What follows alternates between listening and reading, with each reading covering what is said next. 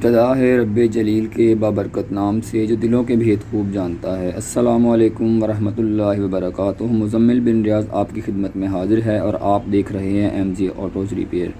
آج کی ہماری ویڈیو کرولا ایلٹس 1.6 آٹومیٹک گاڑی پر ہے۔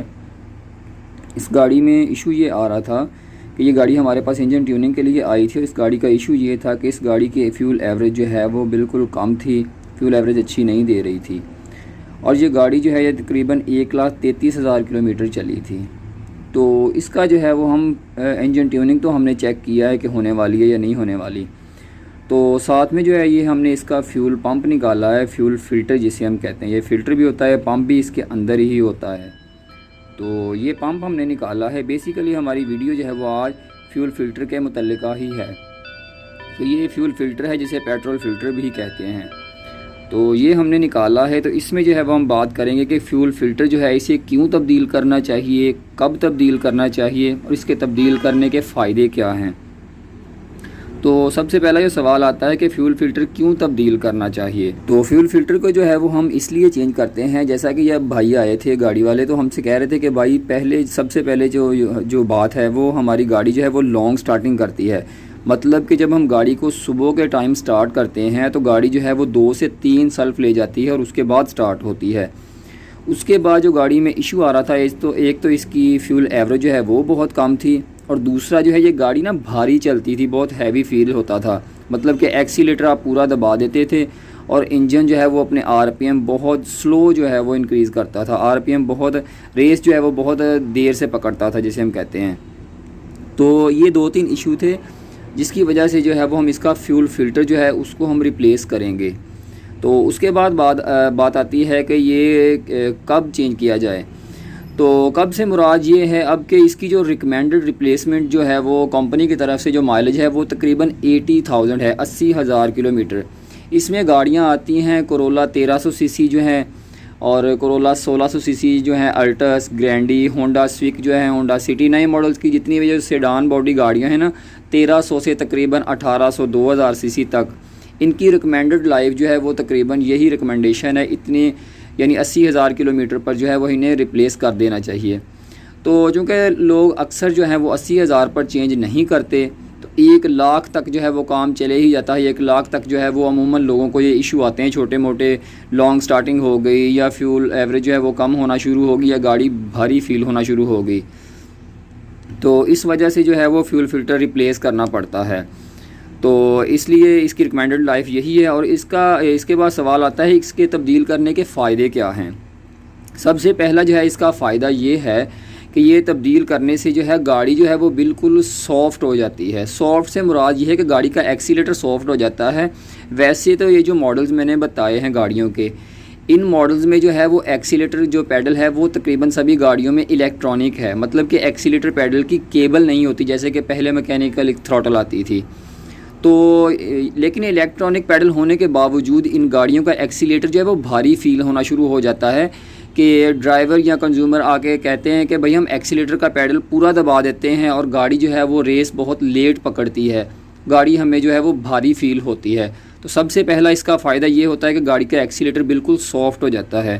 اس کے بعد جو ہے اس کے ریپلیس کرنے سے جو گاڑی کی فیول ایوریج ہے وہ بہت اچھی ہو جاتی ہے، اور گاڑی کا جو انجن ہے اس کا جو زور لگنا شروع ہو جاتا ہے نا اس کے چوک ہونے سے وہ بالکل ختم ہو جاتا ہے، گاڑی بالکل لائٹ ہو جاتی ہے۔ تو اس لیے اس کو ریپلیس کرنا ہی بہتر ہے۔ اچھا، اس کے ریپلیس کرنے کے بھی کچھ طریقے ہیں۔ اب یہ دیکھیں جیسے ہم نے یہ پوری جو ہے اس کی اسمبلی منگوائی ہے، یہ ہم ریپلیس کر رہے ہیں، ٹھیک ہے۔ تو یہ کمپلیٹ ہے، یہ تقریباً ہمیں ہے جولائی 2021 کی بات کر رہا ہوں، یہ تقریباً ہمیں 8,000 روپے کی ملی ہے، بالکل جینین۔ تو اگر یہ ہم ریپلیس نہ کریں تو اس سے نقصان یہ ہوتا ہے کہ اس کا جو ہے یہ جو فیول پمپ ہے چھوٹی سی یہ والی جو موٹر، اب فلٹر ہو جاتا ہے چوک، اور یہ جو پمپ ہے یہ زور لگاتا رہتا ہے، جو ہے آن رہتا ہے جب گاڑی سٹارٹ ہوتی ہے، تو آہستہ آہستہ ہوتا کیا ہے یہ جو پمپ ہے یہ بھی خراب ہو جاتا ہے، اور یہ پمپ کافی کاسٹلی ہوتا ہے اگر ہم برانڈ نیو لیں۔ یہ تقریباً 15 سے 20,000 روپے کا جو ہے وہ ملتا ہے ہمیں برانڈ نیو، مارکیٹ کی بات کر رہا ہوں، کسی ڈیلرشپ کی بات نہیں کر رہا۔ تو ایک جو ہے وہ یہ والا جو فلٹر، بیسیکلی یہ چیز جو ہے نا اسے ہم فلٹر کہتے ہیں۔ یہ تقریباً جو خاص طور پر رینٹ والے حضرات جو ہیں وہ چینج کرواتے ہیں، یا پھر کچھ میکینک حضرات ہیں بیچارے ہمارے بھائی، انہیں پتہ ہی نہیں ہوتا، وہ یہ صرف ریپلیس کروا دیتے ہیں اور اس کے بعد وہ مکینک بھی پریشان اور گاڑی والا بھی پریشان. اور اس کا نقصان یہ ہوتا ہے صرف اس کو چینج کرنے سے کہ گاڑی جو ہے وہ لانگ سٹارٹنگ شروع کر دیتی ہے اور اس کے بعد جو ہے وہ گاڑی ہیوی ہو جاتی ہے بالکل. پہلے اگر نارمل چل بھی رہی تھی نا تھوڑے بہت, تو اس کے بعد جو ہے یہ اکیلا چینج کرنے پر جو ہے وہ گاڑی ہیوی فیل ہونا شروع ہو جاتی ہے, لانگ سٹارٹنگ شروع کر دیتی ہے اور پھر بس تو میں شروع ہو جاتی ہے. اس لیے یہ کبھی مت کریں, ہمیشہ نیا جو ہے وہ فیول فلٹر وہ لیا کریں, پرچیز کیا کریں اور ریپلیس کر دیا کریں, کیونکہ یہ روز روز تو چینج ہوتا نہیں, تقریباً کم از کم 80,000 سے 1,00,000 کلومیٹر کے بعد جو ہے یہ ریپلیس ہوتا ہے.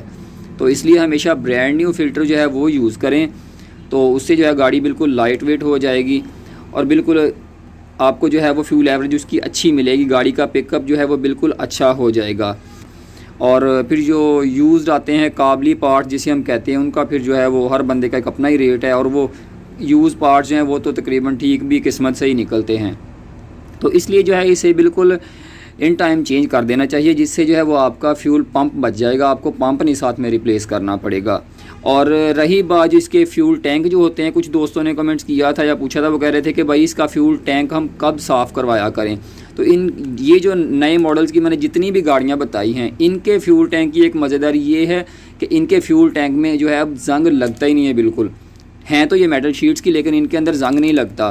اور اس کے بعد جو ہے یہ جو جیپنیز گاڑیاں مثال کے طور پر وڈز ہو گئی, ایکزیو, فیلڈر اور ہائبرڈ جو ہیں وہ پریس, ایکوا, V8 تک, ان گاڑیوں میں تقریباً فیول ٹینک جو ہے وہ ویسے پلاسٹک کا آنا شروع ہو گیا ہے. پلاسٹک کے فیول ٹینک کا فائدہ یہ ہے کہ خدا نہ خواستہ جیسے پہلے یہ میٹل شیٹ کے جو فیول ٹینک ہوتے تھے وہ جب کسی پتھر یا کسی چیز کے اوپر لگتے تھے تو وہ نیچے سے ڈیمیج ہو جایا کرتے تھے.